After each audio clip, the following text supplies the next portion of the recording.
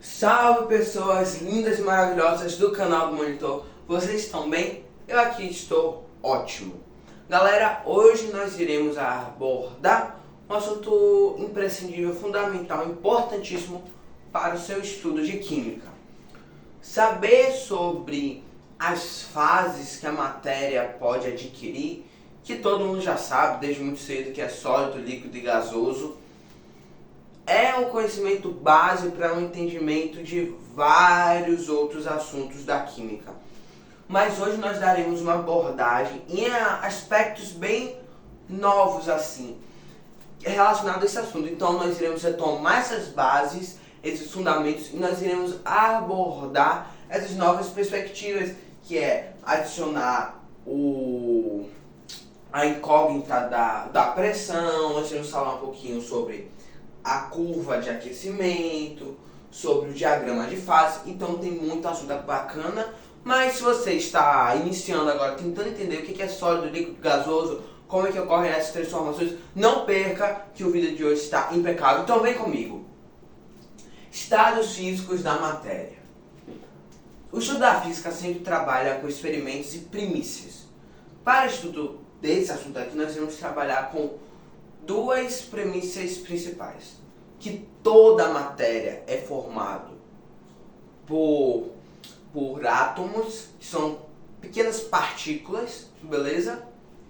E que o calor é uma forma de energia que eu posso dar ou que eu posso tirar. Bacana? Então esses são os nossos moldes, nossas premissas para o entendimento das transformações dos estados físicos da matéria. Existem três formas que a matéria pode se comportar, pode ter, que é o sólido, líquido e gasoso. E eles têm suas características. Vai ter muita gente que vai falar, sim, que existe o plasma. Sim, o plasma seria um quarto estado da matéria, que é um gás eletrificado, ionizado, etc. Nós não iremos trabalhar nessa primícia. Que o que cai mais em prova, quer dizer, 100% das provas vão trabalhar com esses três, sólido, líquido e gasoso. Plasma são outros 500, que vê mais universidade, tudo, não está muito ainda enraizado essa perspectiva. Então nós vamos trabalhar com as três principais, que são elas que são cobradas: sólido, líquido e gasoso, beleza? Sólido, ele tem algumas características. As partículas do sólido estão muito juntinhas. Por causa disso, eles vão ter uma forma e volume definido. Um exemplo disso, na verdade o clássico, é um cubo de gelo, que mais? Os materiais que são congelados, o metal, o ouro, a prata, eles ali estão sólidos. Eu consigo medir o volume dele, consigo falar que a forma dele é um cilindro, é um cubo de gelo. Eu consigo descobrir que as partículas, os átomos dele estão bem coladinhas. Uma forma de você pegar essa visão é, tipo assim, quando a gente está com frio, a gente não fica tudo encolhido, pronto. As partículas estão com frio, por causa disso eles estão juntinhos. Não é a justificativa científica, mas só você pegar logo a ideia, a visão. Bora trabalhar com essa ilustração que é bem no nosso dia a dia, beleza? Elas estão coladinhas porque elas têm baixa energia. Ou seja, porque elas estão com baixa energia, elas não se separam. Essa é a justificativa científica. Por causa disso, eles têm assim uma baixa vibração. Então os átomos, que são as nossas partículas em questão, elas vão ficar assim, bem juntinhas, friccionando bem pouquinho, que eles não conseguem romper as forças atrativas. Ok? E daí nós vamos para o líquido. O líquido, ele sempre vai trabalhar com o intermediário. Ele não é nenhum dos extremos, nem do sólido, nem do gasoso. O líquido, as moléculas não estão tão perto quanto do estado sólido, estão um pouquinho mais afastados, beleza? A energia é intermediária, com isso a vibração é intermediária. Então, ao invés de eles estarem coladinhos, friccionando bem pouquinho, eles estão mais distantes, já estão se chacoalhando mais, já estão na vibe aí dançante maior.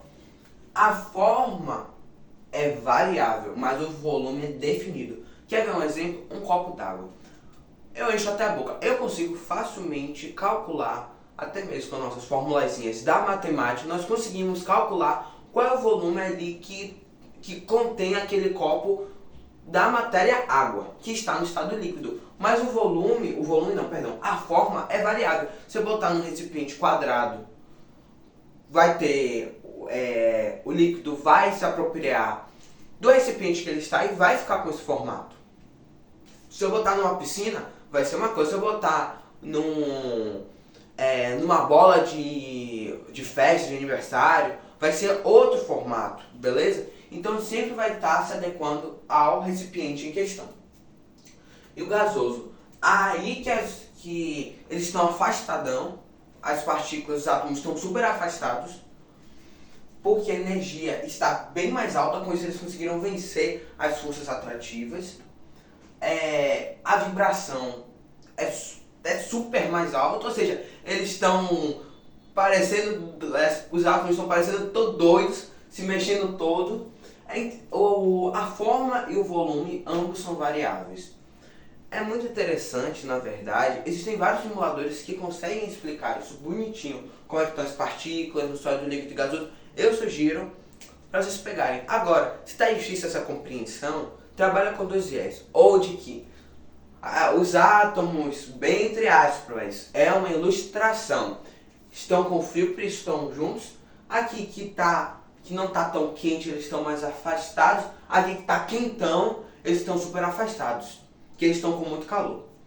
Ou que é as corretas, científica, embasada, que numa prova escrita, aberta, que você tem que dar justificativa porque a partícula está dessa forma, nessa configuração, você vai ter que falar que no sólido eles não foi dado, eles não possuem energia suficiente para vencer as forças atrativas, que deixam eles ali coladinhos.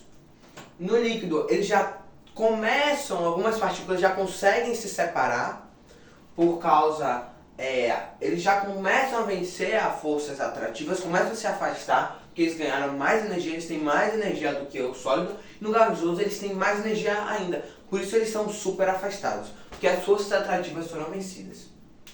E aí nós temos os nomes que nós damos a esses processos de transformação da matéria.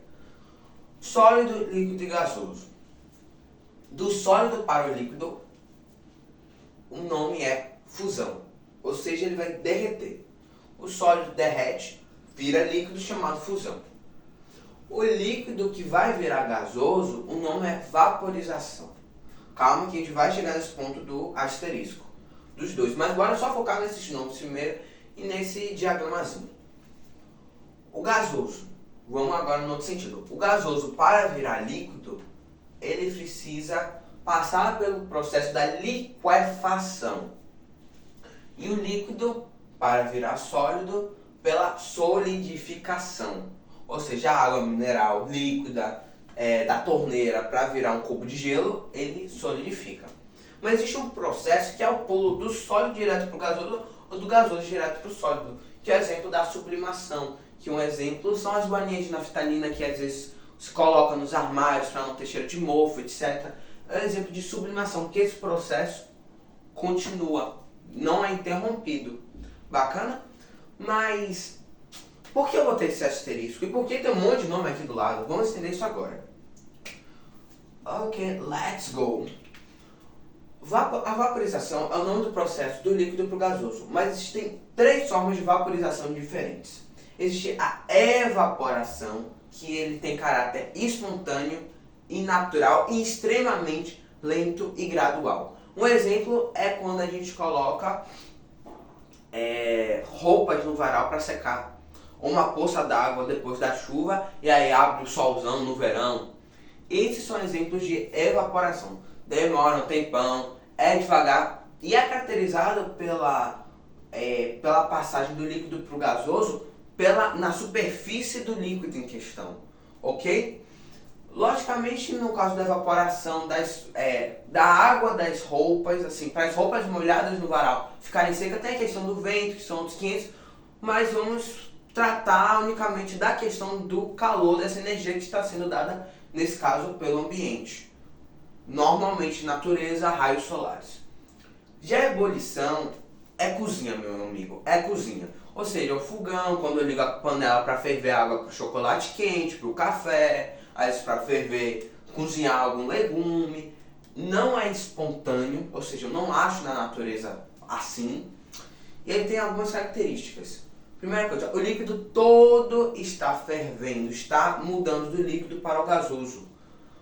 Diferente da evaporação, que é só na superfície, a priori. Então, quando a gente começa a ver aquelas bolinhas na água, quando dá ali os 100 graus, aí a gente sabe que o líquido está começando a passar do líquido para o gasoso, está começando a ebulir, ou seja, passar pelo processo de ebulição.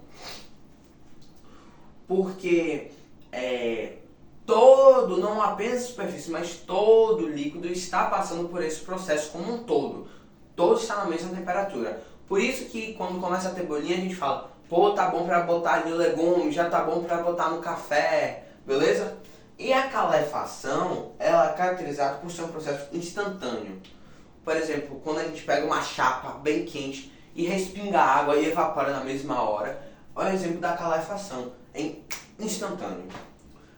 E a liquefação também pode receber dois nomes, liquefação ou condensação. Porque existe uma diferença entre vapor e gás. Gás está ligado a uma substância, que na natureza, ou seja, na temperatura ambiente, que normalmente é 25 graus, está no estado gasoso. E vapor é uma substância, é um componente que na natureza, na temperatura ambiente, normalmente está ou sólido ou líquido. E porque foi concedido a ele, foi fornecido energia na forma de calor, ele se tornou um vapor. Ok? Então condensação está ligado a vapor, água, o exemplo clássico, liquefação a gás, oxigênio, nitrogênio, os dois principais, oxigênio e nitrogênio, que são bem falados nesse quesito da liquefação. Importante destacar que esses processos podem ter caráter endo ou exotérmico. Como assim? É muito interessante vocês pegarem logo de cara, de início, esse conceito que depois vai ser cobrado, vai ser retomado na questão de reações químicas. Então,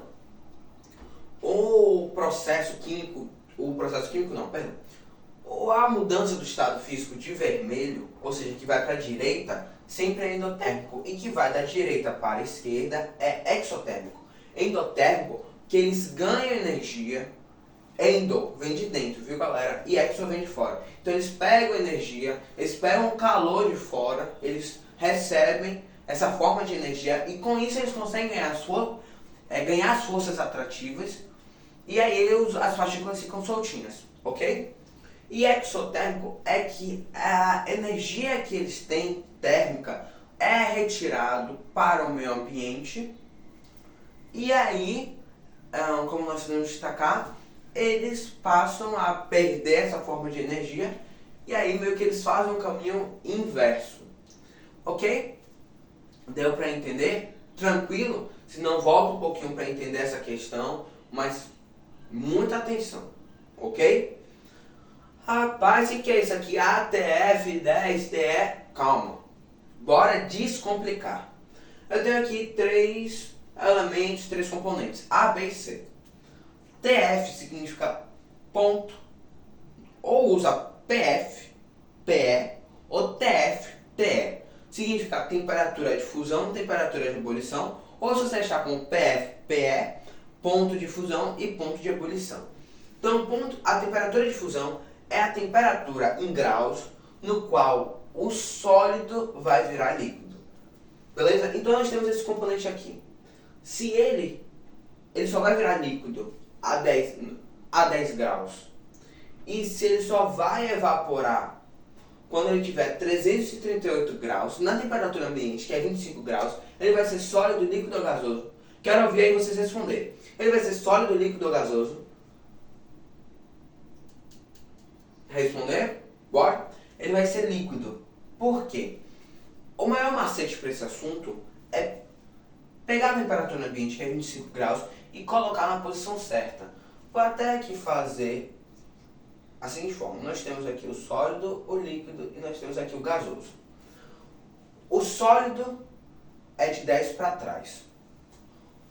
O gasoso é de 338 para depois. Então 25 graus está no meio. Por isso que ele é líquido. Bora para o exemplo 2. Exemplo B. A temperatura de fusão é 101 graus. Aqui, beleza. Então, de 101 graus para trás, ele é sólido. A temperatura de ebulição é... Perdão, galera. A temperatura de fusão é menos 101 graus Celsius. E a temperatura de ebulição é menos 35 graus Celsius. 25 graus entra em que local aí da tabela?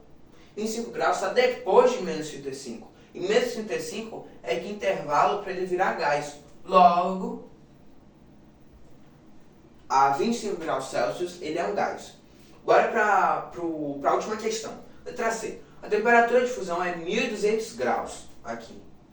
Ou seja, de 1200 graus para antes, ele vai ser sólido. A temperatura de ebulição é 2800 graus Celsius. Aqui. Então, 25 graus, ele está antes mesmo do ponto de fusão. Ou seja, antes dele passar de sólido para líquido.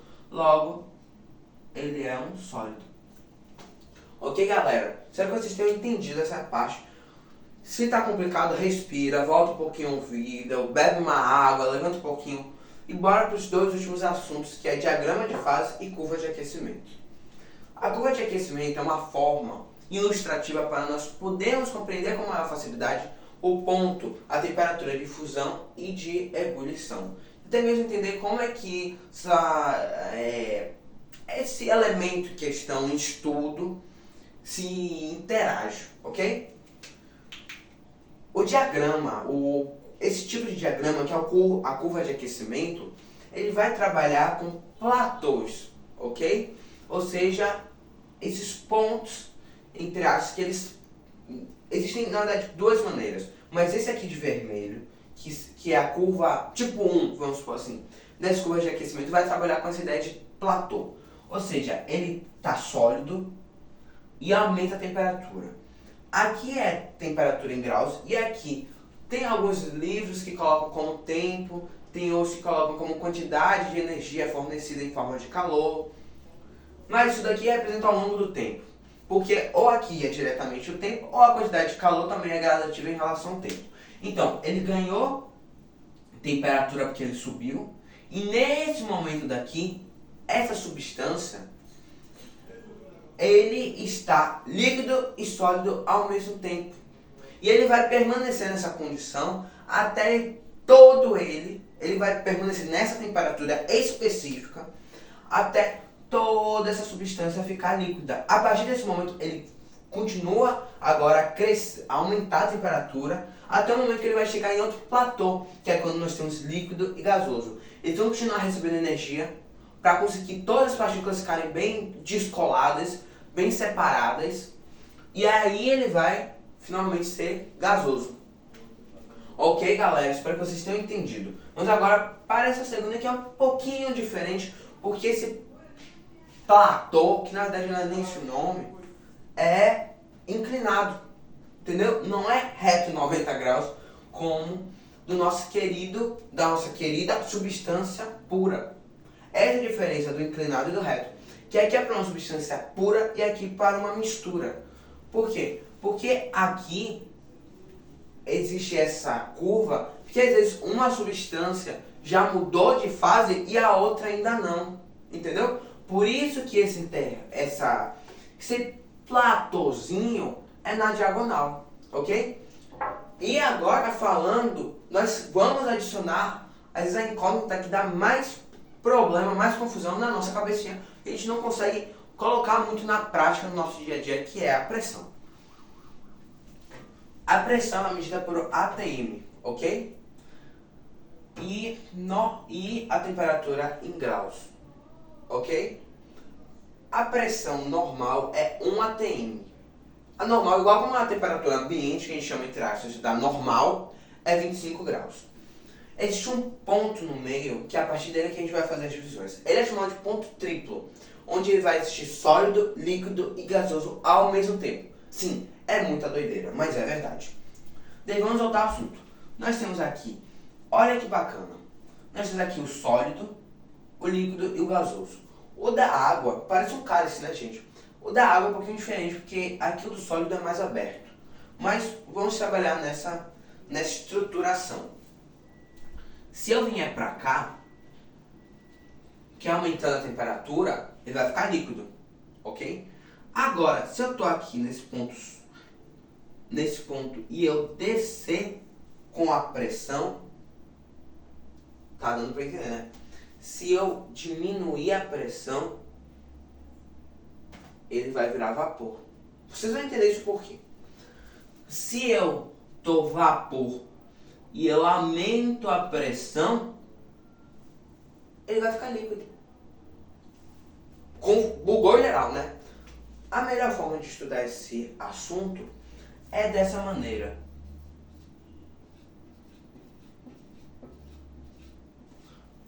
Agora foi que eu baguncei a cabeça de vocês, né? A pressão atmosférica é como se fosse, na verdade, uma força que te empurra para baixo, que te pressiona. Por isso que quando a gente mergulha, a pressão é bem maior sobre os ouvidos, sobre o nosso corpo, quando a gente vai descendo, porque tem mais massa d'água acumulada no nosso ponto, que é o nosso corpo. A mesma coisa acontece aqui, nós temos uma massa de ar em cima da nossa cabeça, mas como a gente já está acostumado, a gente não sente. Quando a gente sobe, tem menos massa de ar em cima da nossa cabeça, e por causa disso, a pressão atmosférica diminui. E quando a gente desce abaixo do nível do mar, a pressão atmosférica aumenta ainda mais. Então, vamos pegar aqui o exemplo do sólido. No sólido, as moléculas estão super juntinhas, ok? E está tendo um peso X, que é um atm, que é a pressão, aqui nelas. Agora, se eu subir para um lugar super alto, onde a pressão é bem menor, ou se eu consigo aí no ambiente de laboratório diminuir a pressão, menos força vai estar sendo aplicada nessas moléculas para elas ficarem juntinhas. Ou seja, elas vão ficar mais soltas. E dependendo da quantidade da pressão que eu vou diminuindo, elas vão ficar tão separadas, elas vão conseguir agora ficar tão separadas, ter essa possibilidade de se separar, que elas vão virar vapor, que é característica, que são as partículas super afastadas. Agora, se eu tenho um sólido, se eu tenho um vapor, e eu aumento a pressão sobre ele, pronto, aumentei a pressão nele, ele vai virar um líquido, porque eu estou aumentando a força atrativa, eu estou aumentando a pressão, essa força que eu estou aplicando nas partículas, e elas estavam super soltas, porque estavam no vapor, vão começar a ficar mais perto. Entendeu, galerinha? Então eu posso manipular os estados físicos da matéria, mexendo na temperatura, quanto também na pressão. E tem várias, normalmente, uma questão clássica é, por exemplo, eu estou lá na América do Sul, numa capital super alta, tananã, a água evapora em 97 graus, e aqui que eu estou no Rio de Janeiro, São Paulo, Bahia, no litoral, que eu estou bem no nível da água, que eu estou no nível do mar, perdão, eu evaporo, minha panela com água evapora a 100 graus e lá que está no alto a 97 graus. Por quê? A gente estudou isso, porque tem menos massa de ar acumulado, fazendo pressão, força nesse líquido quando ele está no alto, e por causa disso, com essa diminuição dessa força, as partículas têm mais facilidade para poder romper as forças atrativas e mudar para o estado, nesse caso, de líquido para gasoso, sendo caracterizado por uma vaporização do tipo ebulição, porque normalmente esse tipo de questão envolve fogão, cozinhar. Espero, gente, que tenha dado para eu conseguir tirar algumas dúvidas de vocês. Esse assunto igual como outros da física e da química, a gente vai compreendendo aos poucos que a gente está estudando outros assuntos. Gente, se você gostou da aula, da teleaula, do material que a gente está produzindo, deixe um like, dê essa força, se inscreva no canal, aperte no sininho e compartilhe para que mais pessoas conheçam esse canal. Então galera, até a nossa próxima teleaula.